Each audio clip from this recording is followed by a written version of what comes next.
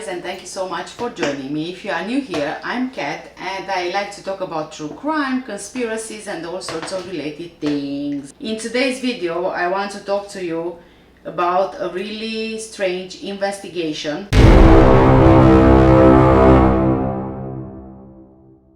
But before we get started, just a disclaimer. I don't mean any disrespect to anyone I talk about in today's video. All the information I am giving you are already found in the public domain. And also, on this occasion, I do apologize if I am pronouncing the names wrong, but they are German names and I'm really struggling to pronounce them, so apologies in advance for that. I think this is a great story for Halloween. The murderer, named the Phantom of Heilbronn, had been baffling German investigators for 2 years. The criminal was a rarity, a female serial killer and a very busy one. Police linked DNA evidence from 40 crimes, including the infamous homicide of a policewoman in the southern German town of Heilbronn, to the same killer. Police found her DNA on items ranging from a cookie to a heroin syringe to a stolen car. They put a $400,000 reward on her head. Profilers from around Europe were called in to help hunt her down. The police even consulted diviners and fortune tellers in hopes of discovering her identity. The papers declared the case the most mysterious serial crime of the past century. In 1993, a 62-year-old woman was found dead in her house in the town of Idar Oberstein, strangled by wire taken from a bouquet of flowers discovered near her body. Nobody had any information on what might have happened to Lieselot Schlenger. No witnesses, no suspects, no signs of suspicious activity, except for the fact that she's been strangled to death with a piece of wire. But on a bright teacup near Schlenger, the police found DNA, the only clue to surface at all. The case went cold, given that the only lead was the DNA of an unknown woman and there was no match. No match yet. 8 years later, on 21st of March 2001, a 61-year-old man was found dead in his kitchen in Freiburg, Germany. Again, the victim had been strangled, and this time the woman's DNA was found on a kitchen drawer. Similar methods of killing and an exact match for DNA had the police believing they may just have found a serial killer. Then, following that gap of 8 years, her DNA started to show up just about everywhere. 5 months after the second murder scene, her DNA showed up on a discarded heroin syringe after a 7-year-old had stepped on it in a playground in Gerolstein. A few weeks later, it showed up on an abandoned cookie in a burglared caravan near Bad Kreuznach.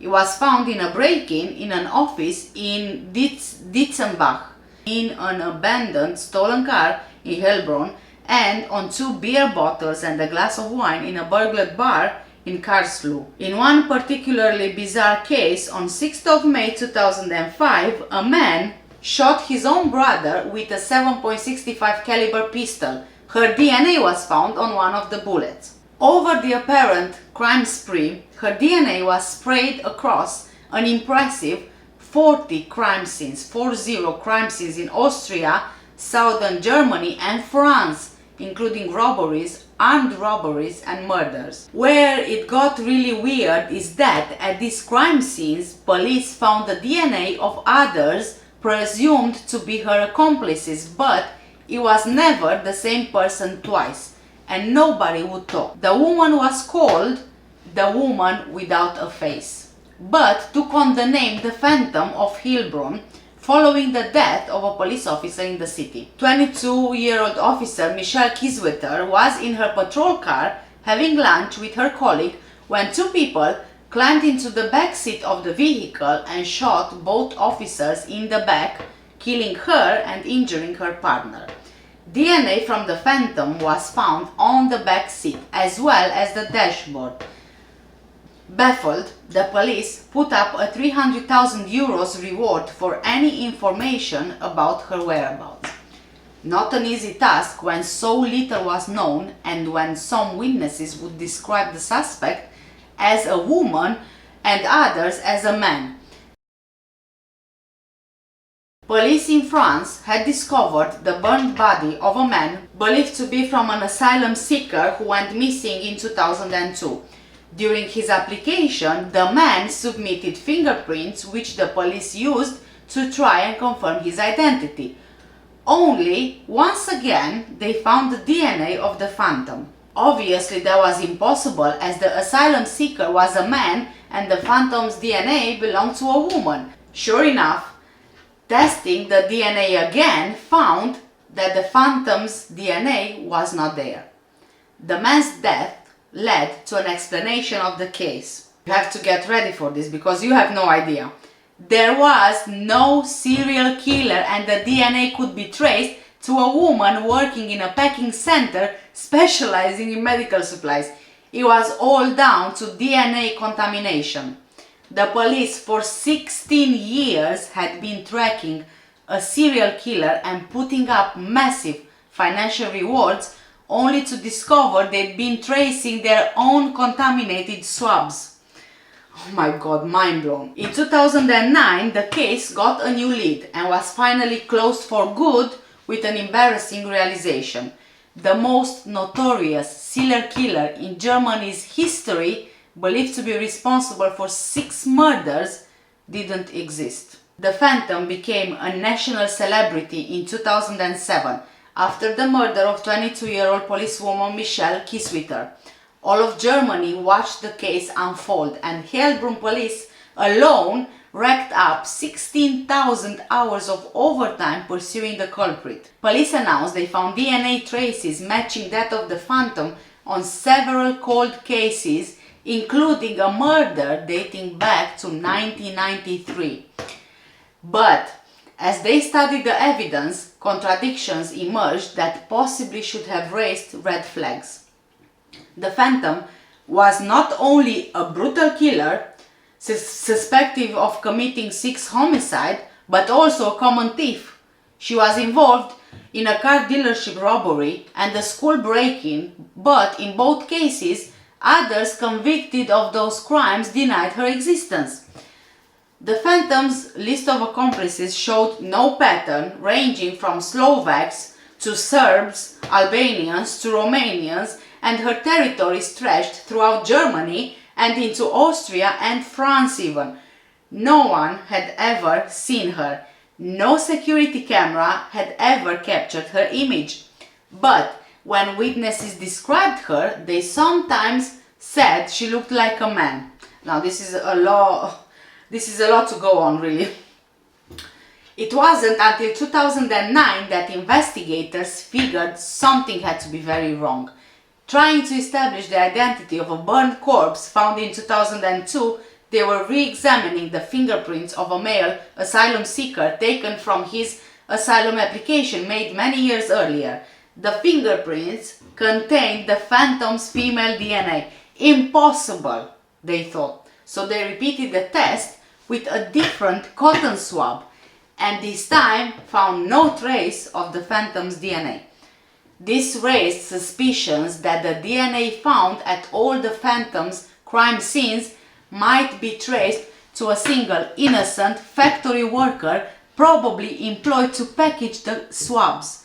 Cotton swabs are sterilized before being used to collect DNA samples, but while sterilizing removes bacteria, viruses and fungus, it does not destroy DNA. The police believed they've been looking everywhere. But it turns out they should have been looking down at those cotton swabs they were using to collect DNA samples with. On 26th of March 2009, German police revealed that the cotton swabs they used may have all been contaminated by the same worker at a factory in Austria, and that the Phantom of Heilbronn never existed.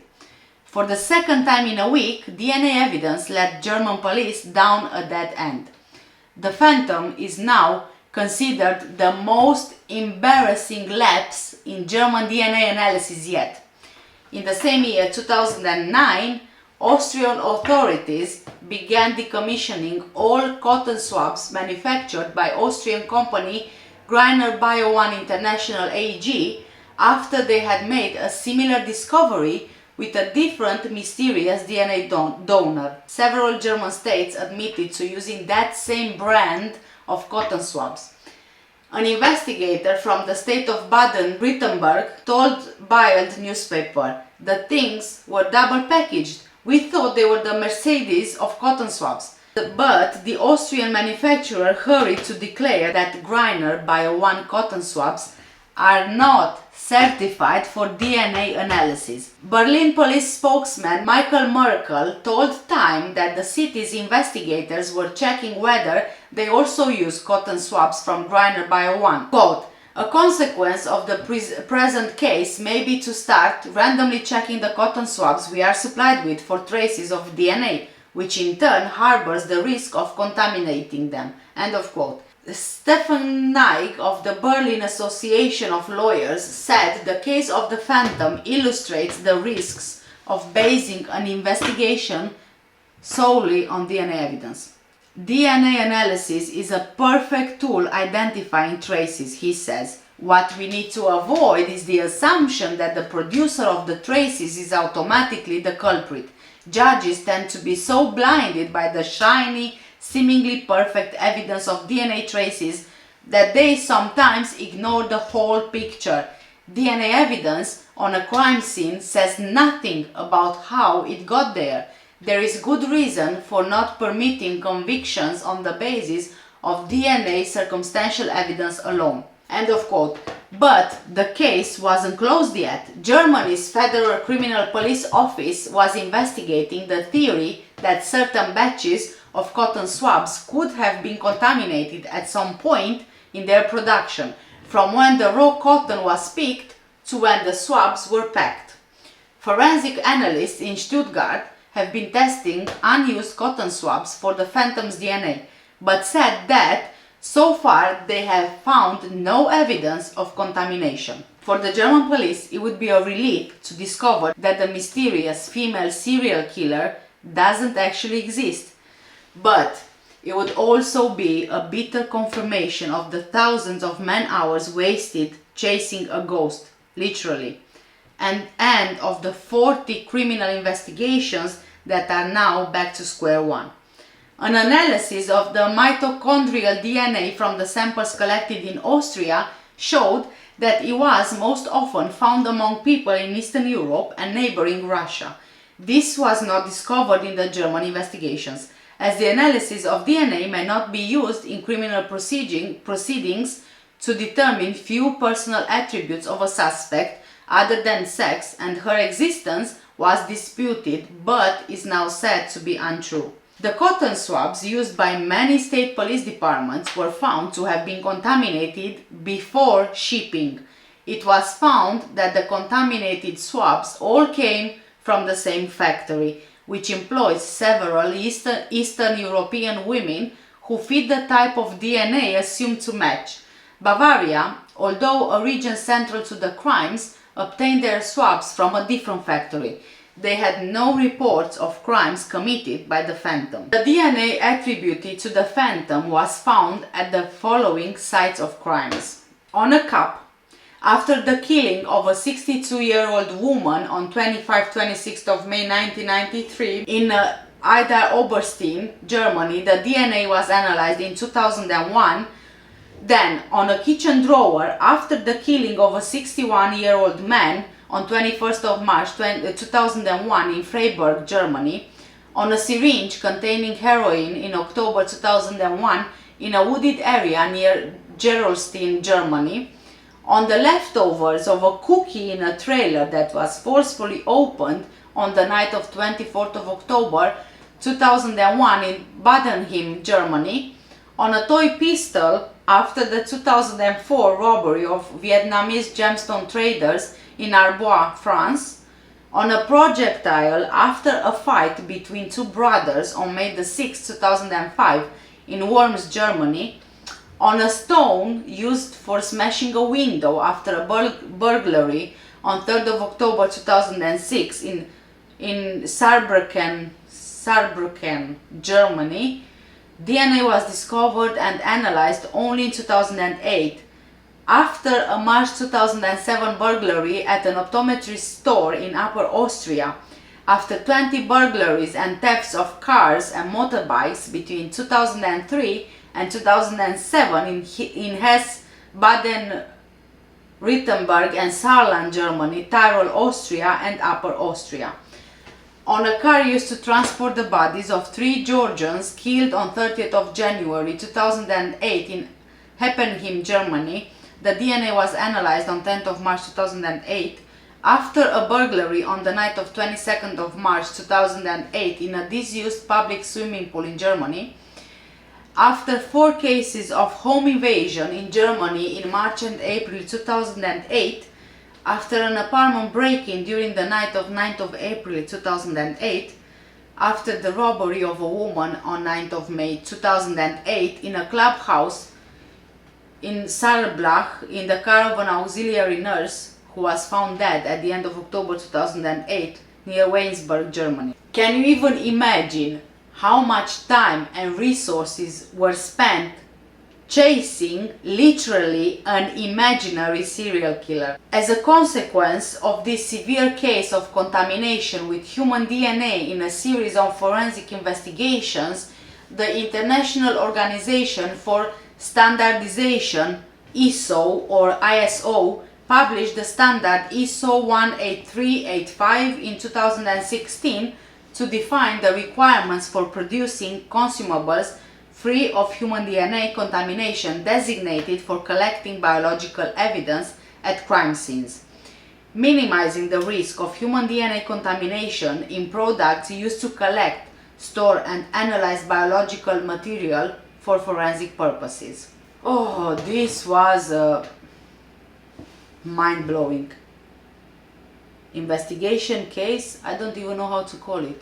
But anyway guys, just let me know in the comments below, did you ever hear about the Phantom of Heilbronn? And what did you think of it? Honestly, I found it mind-blowing. So many resources, so much money being spent, so many man-hours being worked on on trying to find the serial killer. I mean, honestly, the German police, they embarrass themselves. And if you are following me in general, I think the same goes for Madeleine McCann investigation.